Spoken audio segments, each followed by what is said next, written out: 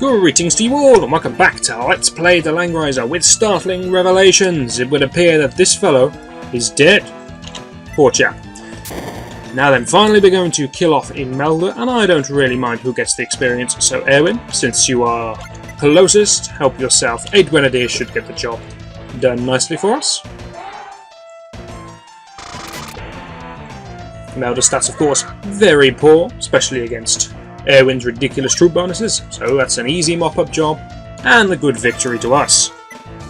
Apparently this saint had both a longsword and plate mail, neither of which she can actually equip, I think. Not certain anymore. Yeah, I'm pretty sure they can't equip that. So, we asked last time whether or not Imelda was likely to die or retreat.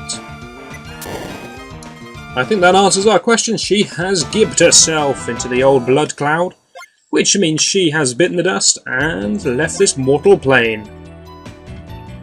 Imelda has fallen, and we'll all admire her abilities, even though we hated her because she was cruel and merciless and tried to kill civilians for no reason, and she failed every time we ever fought her. She failed horrifically. Not like Vargas, who put a pretty good effort, nearly took a castle. But you just happened to flank him and catch him off guard, and we took him out like that. But she was useless, all round useless. She couldn't handle Aaron and 2 groups of civilians. Not sure why we're respecting her. Nonetheless, looks like we've finished our little boat trip, so well played to us, we sailed that nicely.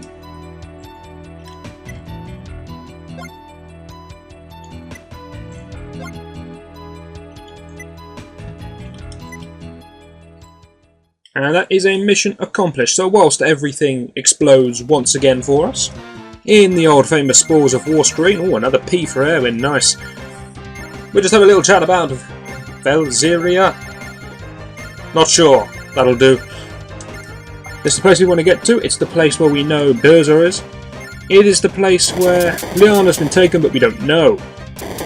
We've arrived there, which means that we're going to hopefully be able to stop Berzer from doing whatever it is he's doing. However, I get the feeling, and part of this feeling comes from my memory, that we won't be able to just walk straight in there, that something might try and get in our way.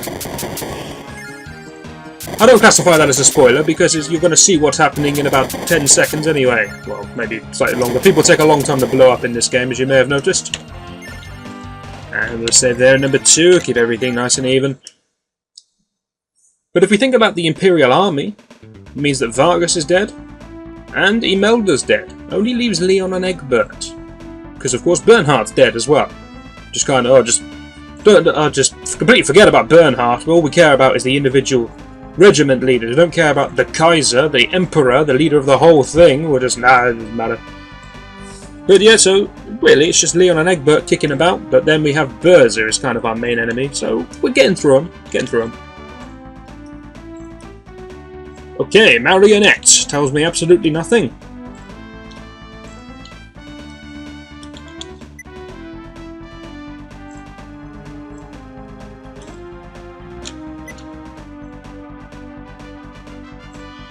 Okay, that's so well played memory, remembered nicely.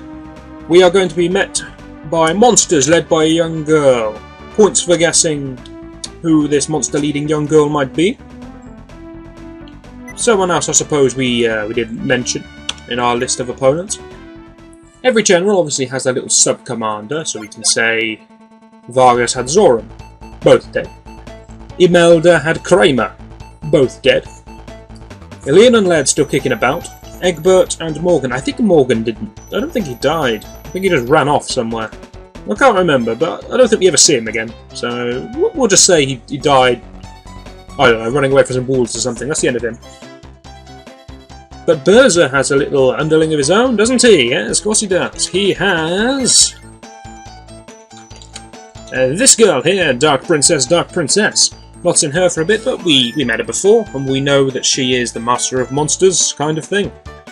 Well, she's always with monsters, whatever. She summoned them last time quite impressively. And we know that Berzer, he's got a lot to do with monsters, so it makes sense that those two are in cahoots. Not sure if it's been said explicitly before, but there you go. Now I'm on Airwin, aren't I? So we'll dump Airwin front middle. Got Airwin. So we have to storm off of our boat and try and defeat everyone on that island with very poor weapon selection. So we shan't bother with any of that business. We'll just keep everyone with what they have equipped and press on with that. It's going to be Grenadiers for Airwin. I haven't looked at the enemy's unit composition, but I know Grenadiers are going to be a good choice. Let's take a brief look at what the enemies have. Okay, there's some Ogres, Flying Division. Ooh, Elementals are not easy. They're flying units, but they don't really have any weakness. They're incredibly hard to kill. Don't like Elementals. Not that we have any choice in the matter, we have to kill them, but I don't like them. Okay, very few enemies, nothing too fancy. I'm going to be getting High Elves for Hain, which is something I don't normally do, but because of all of this water, which is quite a lot of water if you really think about it. I mean, okay, it's only sort of 4 or 5 tiles. Does that one count as water? That's beach. I don't know if beach slows you down. But 4 or 5 tiles, but that will slow us down a lot with a lot of units. Ballistas are not going to get through that. They'll be crawling so slowly, so I'm not going to waste my time. Instead, I'm going to get High Elves. Also, enemies got some flying units. Going to be nice to have some High Elves.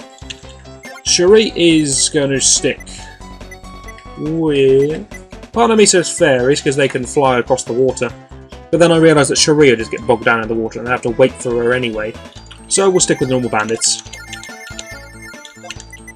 We probably don't need 4 regiments of 6 units like I keep buying, but I keep buying them anyway. Now, Keith is once again going to be a very useful chap. Well, we'll put him back there. I always like to put Keith as far away as possible because of his speed. But I'll put him near the top so we can fight with the enemy's flyers. Nixie's for Leicester because of all the water. And we'll put him up there because it's out the way near all the water. Aaron, you useless sod, here you go. Dumped right at the back with no one by your side. Wonderful. And Scott, hopefully Scott will be our main killer this time round, because from the brief glance of all the enemy's units I had, it seemed that they were pretty much all weak to horses. There isn't very much which isn't weak to dragoons, because they're quite so powerful, but nonetheless, their units do look particularly vulnerable to a good assault from a horse. Gonna be hard to get them over there onto the land, of course, but once they're there, should be good.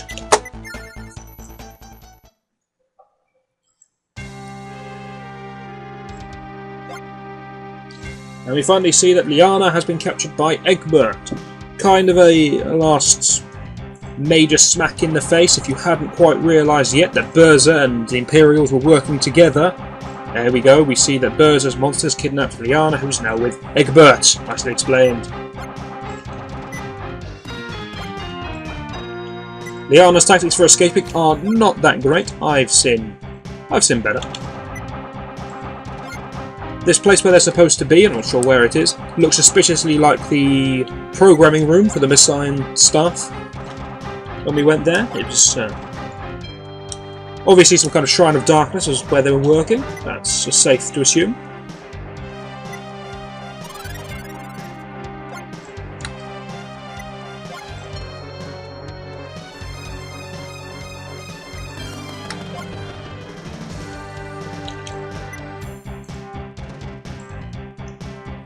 And here they speak of the ritual. Now, we should be able to guess what the ritual is. I'm not sure if they're going to say out and out exactly what the ritual is, but I'm going to, because I have this power. The ritual they're talking about is the unsealing of Alhazard. Why is Egbert a kraken? Bottom of the middle of the screen. It's gone. But yes, the ritual they're talking about is the unsealing of Alhazard, which they're preparing to do right now, so we need to get there as fast as we can.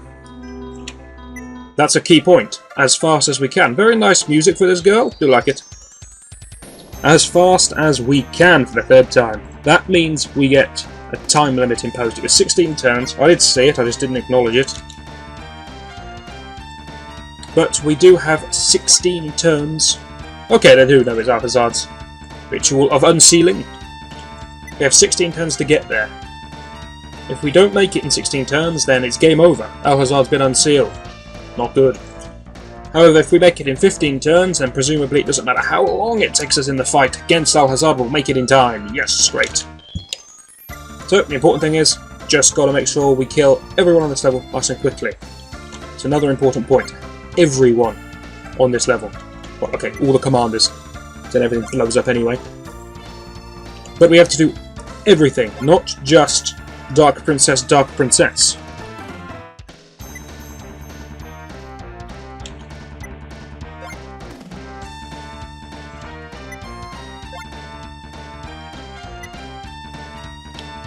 That's a pretty good explanation there.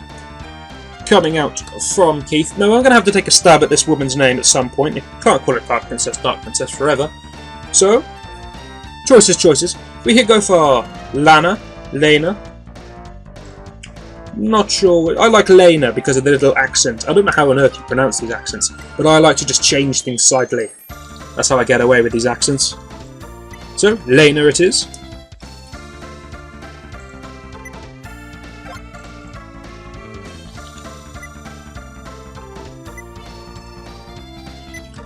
White-wise, Lester, you can't take sympathy on this woman just because of who she is or what she is. We have to understand that there's a much more important matter to deal with. Erwin doesn't get it. He's, we'll just go easy on Lena. It's okay, just leave her. But that's wrong. What we're going to do is we're going to mercilessly kill her. Same way we did with Roga's sister. You remember that? That was good fun. Let's got some experience for that, I seem to recall. So, we have a simple job. We have to kill these people within 16 turns in order to stop the revival of Alhazard. Let's do what we can by charging Scott into the sea. A lot of explaining in this video, not a lot of fighting. And now to cap it all off, you're going to get to watch me move forwards. Lovely stuff. But move forward I have to. We have a turn limit after all. We have to press forward as far as we can every single turn. Poor chap may as well go there. You need to get to the sea as fast as you can, because then you'll be able to actually move properly. That will do. At least Keith's going to see some action fairly soon. Good old Keith. I remember the days when we used to poke fun at Keith. Those were the days. Who do we poke fun of now? I suppose it's Aaron. Used to be Hayne, and then Hayne saved us on about 4 consecutive levels, so we gave Hayne his due. Then it was Keith, because he was a blinding coward. But then, now Keith, he's on a dragon. I'm not messing with that. So, yep, I guess we're down to Aaron then, the useless git that he is. Now, there is, I suppose, 2 more things on this level that need to be mentioned. 2 more things that happen, can possibly happen, that I'm aware of. The first is there's a hidden tile on the level. I think I know where it is. If I'm wrong, then I don't know where it is. So well done to anyone who posted a little comment saying where it is. Hopefully I know where it is. The second thing is I know, and this is borderline spoiler, that there's going to be an ambush. Yes, wonderful. Now this time, as with some of the previous levels, it's important I take preparations for the ambush, because the ambush is going to happen behind us. So if I charge everyone blindly forward as far as we can go, then I get ambushed behind, I might not get back in time to kill them. So only the time limit's fault. If they didn't have the time limit, then I wouldn't have to worry at all.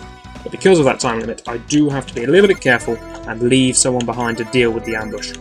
That somebody is going to be Lester. Just going to get him in the water and then leave him floating about until we get ambushed.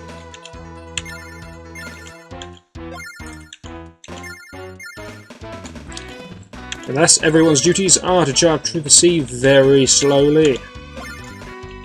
Since the bandits have got pretty good movement, we found this out before, which is surprising. I don't remember bandits having great movement, but apparently they do, so this is great. If you're playing this game for yourself, one thing you can do, which I didn't bother to do, is on previous levels stock up on speed boots, and then you can pass them all around for this level to help everyone get over the water, and add 2 tiles of movement over sea is very handy. But you should be able to just force your way through the old-fashioned way. That's everyone done. Computer's turn next video, I think. Hopefully you'll join me for that, and I shall see you then.